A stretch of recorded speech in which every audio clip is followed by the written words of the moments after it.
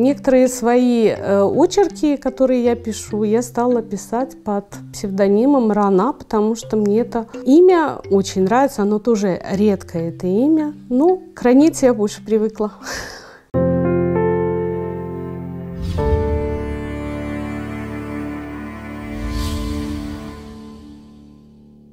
Гафарова Ранета. Я, наверное, по всем социологическим таким статусам, социальному статусу, предписанному женщине, мать, бабушка, а если по социальному статусу в обществе, я учитель. Я себя идентифицирую только так. Я родилась в Узбекистане, в Ферганской долине, городе Намангане, получила классическое по тем временам образование, потому что родители старались дать всем такое образование. Средняя школа, музыкальная школа, еще какой-нибудь спортивный кружок и обязательно высшее образование. Закончила я Наманганский пединститут, отделение русского языка и литературы, хотя очень хотела быть географом или геологом, но так как не было на тот момент русских групп, то есть русскоязычных групп, были только национальные узбекские группы, я не пошла, ну и отец не разрешил, потому что сказал, будешь ты с молоточком по горам носиться. Но географию очень люблю, и все, что связано с природой, конечно, до сих пор меня волнует, интересует. 2 сына, 2 внука. Ну, как бабушка, я, конечно, самая счастливая, наверное, женщина. Самый большой проект в моей жизни – это мой личный проект, и я не получаю никаких гонораров. Гонорар – это, наверное, признание того, чтобы Чингиз Дахджи был признанным писателем не только в Крыму, но и во всем мире. Я перевожу его романы. Один из романов у меня уже опубликован. Сейчас готовится 2 его романа. Второй проект я вхожу в ассоциацию истории женщин России, являюсь членом этой ассоциации и, конечно же, представляю крымских татар, именно крымских татарок. И стараюсь собрать почти весь материал и показать не образ, а именно статус нашей женщины. И вот это тоже один из проектов, это задача моя, довести это не то что до конца, но хотя бы дать какой-то задел. Я бы, конечно, хотела осуществить этот проект, и чтобы у нас вышла красивая книга на нескольких языках о нашей крымско-татарской женщине. В Крым, как и все, было массовое возвращение крымских татар. Я вернулась в 1991 году, но до этого в 90-м году приезжала. Но почему я очень хотела вернуться в Крым и жить в Крыму? Не от того, что у нас дома все время говорили о Крыме. У нас эта тема дома была закрыта. Почему-то никогда ни бабушка, ни отец, ни моя прабабушка на эту тему не говорили. Она была, не знаю, почему-то была закрыта. В 1979 году, как и все пионеры, мне посчастливилось побывать в лагере «Артек». У нас была самая большая делегация из 80 человек с Узбекистана. Мы прилетели самолетом.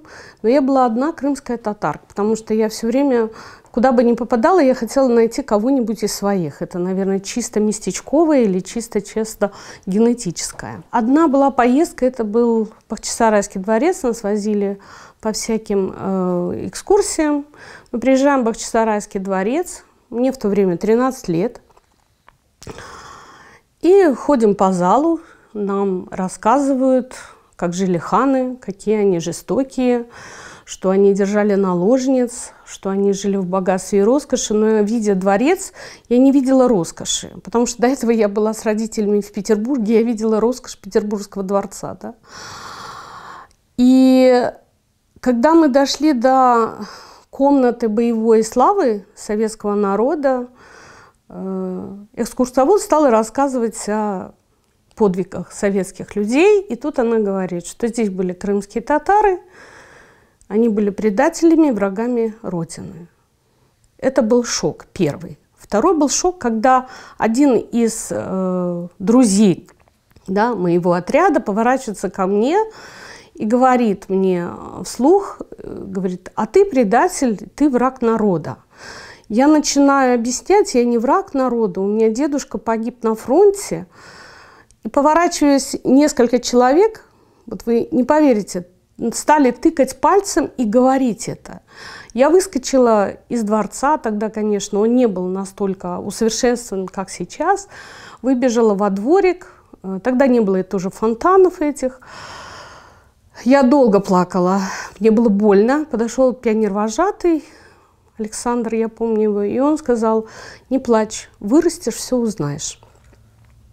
Я собрала горсть земли, которую просила привезти мне моя прабабушка. Я привезла домой. Дома я ничего никому не рассказала, что со мной произошло. Я дала горсть земли своей прабабушке Зине Птутай, она была умничка такая. И она ела эту землю и плакала. То есть я увидела вот в этом ее поступке, что Крым настолько дорогая земля, родная, что надо на этой земле жить. Если меня спросят: ты скучаешь по Узбекистану? Я даже не помню эти годы. Не знаю почему. Наверное, вот эта любовь к родине, врастание этой почвы в тебя, земли, оно дает совсем другой эффект. И наши дети будут так любить Крым. И пусть они любят, и наши потомки будут любить так Крым, потому что наши предки все любили Крым. Я ни грамма не жалею, что я живу в Крыму. Я люблю Крым, и я даже не представляю жизни своей без Крыма.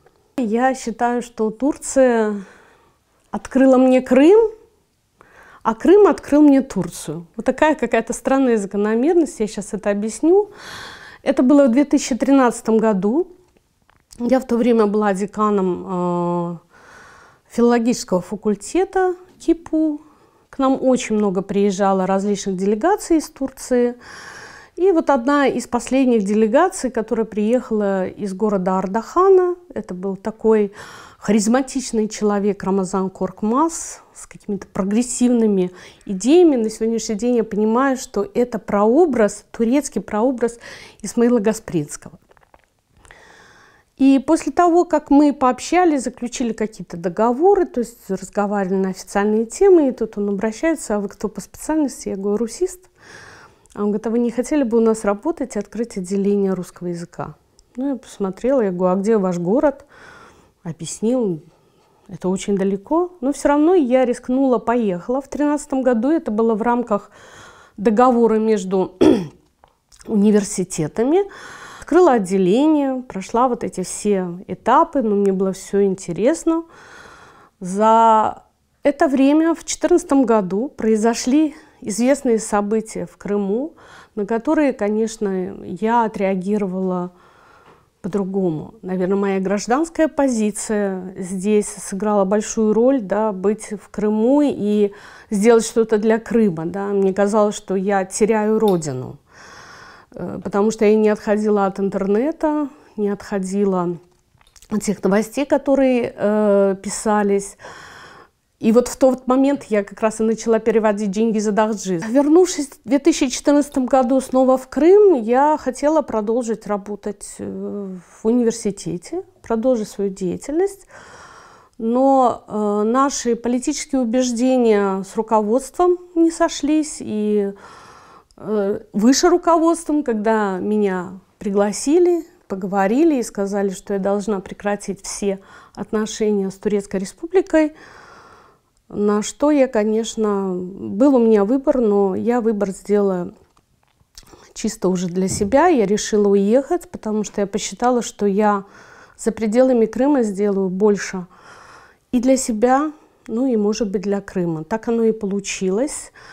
И жизнь в Турции, конечно, поменяла меня полностью.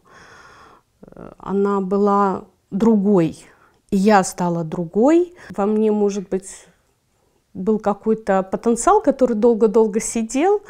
Ну и этот вот потенциал, открылась такая дверца, которая вышла наружу. Я не думала, конечно, что я буду рупором Крыма, и я буду говорить о крымских татар в Турции. Я провела около 45 конференций, если не больше. Меня стали приглашать повсюду. Я ездила по университетам. Собирались огромные залы студентов послушать Крым. И вот это, наверное, очень повлияло на меня. Именно Крым я полюбила, будучи в Турции. Я понимала, как люди интересуются Крымом, как они его любят. Один из запоминающих моментов был, много было моментов, но этот был, он был самый, наверное, такой чувствительный и дорогой. Есть такой город Гирисун на берегу Черного моря, огромный университет. Там около 30 тысяч студентов. И вот именно 18 мая меня приглашают на такую конференцию. Ну, у них конференции называют людей, которые вот выступают одни. У нас, если конференция, это много, а я там одна. Спасибо Рустему Иминову, он тогда прислал свои репродукции. Я привезла эти репродукции, мы сделали в зале такую выставку. Было очень много студентов. Все встречались с нашим флагом. Я удивилась тому, что у них у всех был наш флаг. А до этого с организатором мы общались, и я говорю, знаете, 18 мая, это все-таки Черное море, оно у нас общее. Вы не могли бы найти гвоздики?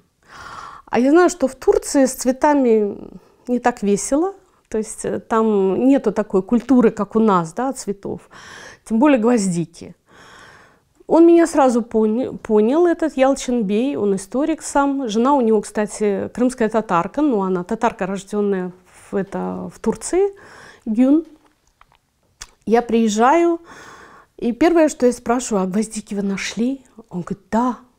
Мы, говорит, отправили в Грузию студентов, чтобы они привезли с Грузии цветы. И я когда увидела эту охапку гвоздик, я удивилась, потому что там был весь факультет, который вместе с нами пошел к морю. И мы спели гимн, ну, пела я одна, но все-таки кто знал, кто не знал, подпевали через интернет. И мы бросали эти гвоздики 18 мая, тем самым почтили память жертвам депортации. Вот это, наверное, был самый яркий момент из всех конференций, потому что вот это отношение, сопереживание, сострадание, и насколько Крым дорог, там были и азербайджанцы, и турки-месхетинцы, там были грузины, украинцы, ну, сами турки, я скажу. И вот этот их поступок, он, конечно, меня впечатлил. Там у нас есть диаспора. В диаспору входит около 43-44 сообществ, да, дернеков, называем. Со всеми я ими контактировала. К сожалению, не в обиду будет сказано нашим дернекам, они политизированы, чересчур политизированы. Для того, чтобы оказать помощь, не надо быть политиком. Вот эта политика, она сложилась у них еще со времен тогда нашего Советского Союза, как коммунистического государства, и у них, как капиталистического государства, это, наверное, в первую очередь, ну, вот такую основу заложила, что она до сегодняшнего дня держится, что мы живем во вражеском обществе. И вот это вражеское общество, к сожалению, не дает им в полной мере проявить свои возможности. Я сразу говорю, это мое личное мнение, потому что я общалась с ними и как-то сложилось. Они считают, что мы материально очень от них зависим, нам нужны деньги. Я всегда говорю, вы знаете, мы такой маленький, но гордый народ, который пережил все. Мы можем и без денег жить, мы можем жить и без хлеба. Нам не нужно столько много денег от вас. Нам нужна ваша моральная поддержка. А в чем моральная поддержка, они спрашивают. Я говорю, наберитесь смелости как у нас, и приезжайте в Крым, живите с нами, получите гражданство и станьте одним из нас. Вот этот фактор их пугает. Потерять свою зону комфорта. Потому что они чувствуют себя защищенными в этой среде. Это мусульманское государство, в первую очередь, тюркское государство. И оно наложило отпечаток тот, что мусульманину сложно жить в поликонфессиональном обществе. Да? Его должны окружать только его братья по вере. Я думаю, что никто из них не приедет. И, к сожалению, даже уходя в политику и состоя в каких-то таких значительных партиях, вот одна из партий, да, президента, «Единая Турция», да, «Справедливая Турция», многие наши крымские татары состоят в этой партии, и человек, который состоит в власти, он может помочь. К сожалению, этого нет. Все на словах, все только в воззваниях, каких-то призывах, но деятельных каких-то такой помощи нет. Единичная может, там кто-то даст денежку, но опять-таки, знаете, когда дают деньги, меня это немного унижает, потому что мы что, настолько нищие и несчастные, хотя мы для них Крым бережем. Они идентифицируют себя крымскими татарами, говорят, да, это наша земля, но опять-таки, кто для них этот Крым бережет? Те люди, которые прожили депортацию, вернулись на родину со всеми трудностями. Миграция, да, к сожалению, она почему-то трогает наш именно народ. И даже в настоящее время, то, что началось в 1860 году, да, со Столыпина, до сегодняшнего дня есть миграция, что наши соотечественники уезжают в Турцию. Но я думаю, что нынешние уезжают не из-за каких-то там гражданских позиций или политических убеждений. То есть они приехали в Турцию, видимо, увидели быт, конечно, намного выше социальный уровень жизни. И думаю, что вот эта именно зона комфорта их прельщает, и они уезжают. Но, как и все крымские татары, которые были на чужбине или жили на чужбине, я хочу сказать, что именно оттуда ты любишь Крым еще больше, и ты хочешь в Крым. И ты все равно остаешься крымским татарином.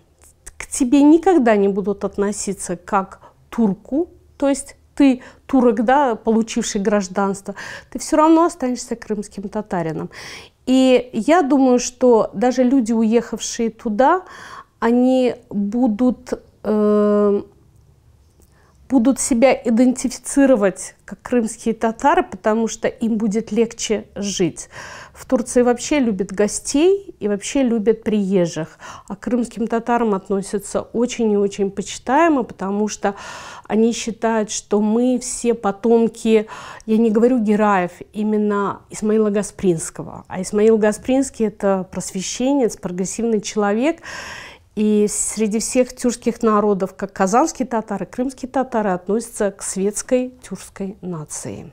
Есть ли у нас интеллигенция? Есть.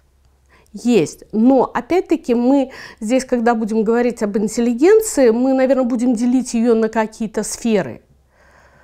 Очень яркий пример – это наши художники. Крымско-татарские художники и наши ремесленники. Они столько знают о нашей культуре, они столько знают истории, и они этим делятся и делятся безвозмездно. От них идет тепло, от них идет свет. Научная интеллигенция сразу ассоциируется с университетом. Да, может быть. Но опять-таки там, я думаю, что сидят единицы. На сегодняшний день сократилось число такой интеллигенции. В первую очередь, интеллигентный человек должен быть порядочным, благородным. Вот даже порой идентифицируют, говорят: ой, она была интеллигентной женщиной. А как вы можете объяснить интеллигентной женщиной? Она что, вам показала документы об образовании? Порой у нас интеллигентность путают с ее внешним видом. Я считаю, у человека должно быть внутреннее благородство. Благородство и интеллигентность, они просто одинаковы, на мой взгляд. Человек должен быть вежливым, добрым, не говорить плохих слов, не ругаться, знать, что происходит в обществе, хорошо знать историю и уметь эту историю объективно рассказать. Вот крымско-татарской интеллигенции вот этого не хватает. К сожалению, мы очень мало знаем своей истории. Нам историю рассказывают другие народы, нашу историю. А давайте же мы свою историю будем знать сами. И будем для себя сами открывать историю и рассказывать ее своим детям, студентам, ученикам. Вот в этом и будет наша интеллигентность. Вот таким образом мы будем создавать вот эту интеллигентную среду, эту мысль. Вспомним Исмаила Гаспринского.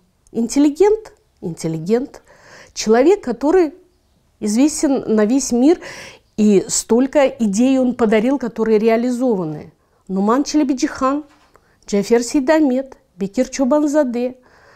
Да это же просто люди светочи в нашем обществе.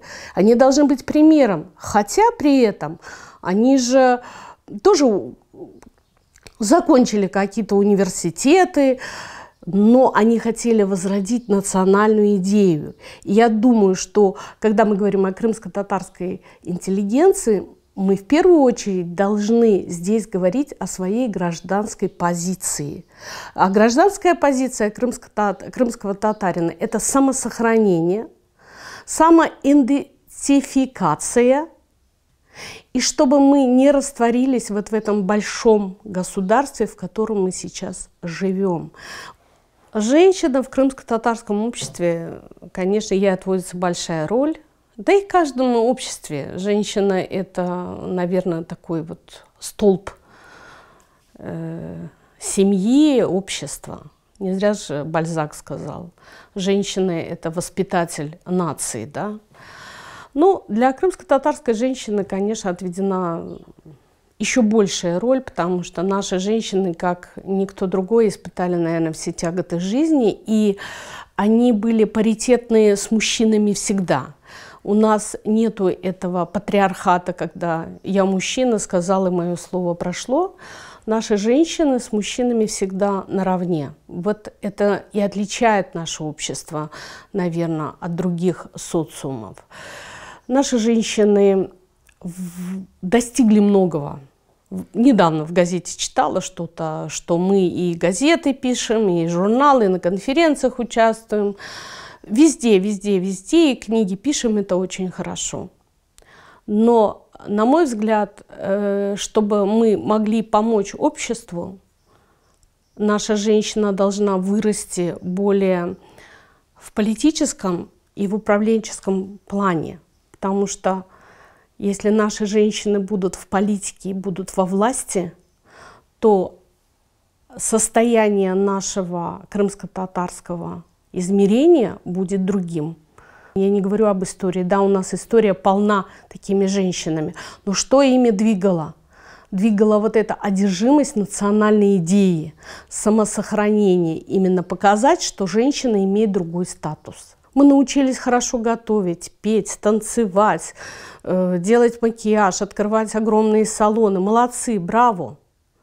Но пока мы не выйдем из вот этой сферы обслуживания и не пойдем в сферу управления, мы не будем не великосветским обществом, а именно образованным и привилегированным обществом. В политику надо идти. Не в такую политику однобокую, а именно чтобы эта политика защищала наши права. Да, где-то будет это сложно. Слава Богу, в нашем обществе нету жестокости, когда мужчина избивает женщину. Аллаха чок шукур олешилер йох. Нет у нас этого. Потому что у нас уважение обоюдное между мужчиной и женщиной. Да, женщина сегодня, на сегодняшний день взяла очень много прав на себя. Может, она устала от своей эмансипации. И сейчас идет деэмансипация, да, наших женщин. Ой, я лучше буду работать, а пусть меня муж смотрит. А кто будет писать историю? Мы до сих пор читаем дневники Шафики Гаспринской. Живем их идеями, рассказываем. А что расскажут о нас? Какое наше было женское общество? Да, красивое, я не сомневаюсь. Да, презентабельное. Но кроме фески на голове и национального костюма, еще должно быть то, что мы должны стоять выше. Во-первых, быть добрыми. Учиться обязательно. Они должны учиться. Образование должно быть любое. Потому что образованный человек всегда выигрывает. Если хотите уезжать, уезжайте, но возвращайтесь в Крым. Жить в полную меру, но в каких-то наших, согласно нашему шариату, да? Путешествовать и больше читать. Любой литературы, на каком языке бы ни было, на русском, на крымско-татарском, на английском, на китайском. Чтение – это спасение. Всегда книги ассоциирую как с парашютом. Вот парашют закрыт, книга закрыта. А когда мы спасаемся? Когда открываем парашют. Так вот, и открытый парашют, и открытая книга – это наше спасение. Только в чтении мы сможем себя проявить. И, конечно, религия. Нельзя быть скептиком и нельзя быть атеистом. И религия тоже спасает человека. Если мы откроем Коран и прочитаем, даже вот сейчас в переводах есть, почитайте толкование Корана, молодежь, там столько интересного. И по географии, и по истории, и по психологии, и по социологии, всего. То мы постоянно в такой ситуации, как говорится, в позе боксера, который должен дать удар, да? Оборонительной позе. И вот наша даже сегодняшняя ситуация, мы постоянно оправдываемся, мы постоянно стараемся доказать. И вот пока мы не выйдем из этого состояния оправдывания и доказательства, что ты самый хороший, я думаю, что у нас не изменится. Мы должны действовать. Мы должны выйти из этого состояния жертвенности, оправданности и доказательства и пойти в наступательную позицию. Вот эта оборонительная позиция, она нам, конечно, очень-очень мешает. Да, это самосохранение. Мы должны остаться крымскими татарами. Молодежь не воспитывать в идее космополитизма, да, то есть все люди равны, и нету нации и религии. Мы пришли в этот мир крымскими татарами, и мы уйдем крымскими татарами. Мы имеем такую огромную историю, и вот эта история ханов, Гаспринские, Нуман Челебиджи хан, вот эти три титанические исторические эпохи должны нам дать стимул для того, чтобы создать, ну пусть это будет в другом формате, но тоже такое же общество, сильное, со своей культурой, со своим языком и со своими личностями. Беда нашего народа – это вот это поколение 70-х, 80-х годов, которые напрочь не хотят говорить на родном языке. И какие у них будут дети? Если ты не говоришь по-татарски, по-крымско-татарски, то и дети твои не будут говорить. А ты отдаешь школу или вводишь какой-то детский сад для того, чтобы там изучил. Да? А рецепт такой. У Нельсона Манделы есть очень красивое выражение. Если ты с человеком разговариваешь на понятном вам языке, ты знаешь его разум. Но если ты с ним говоришь на родном языке, ты знаешь его сердце.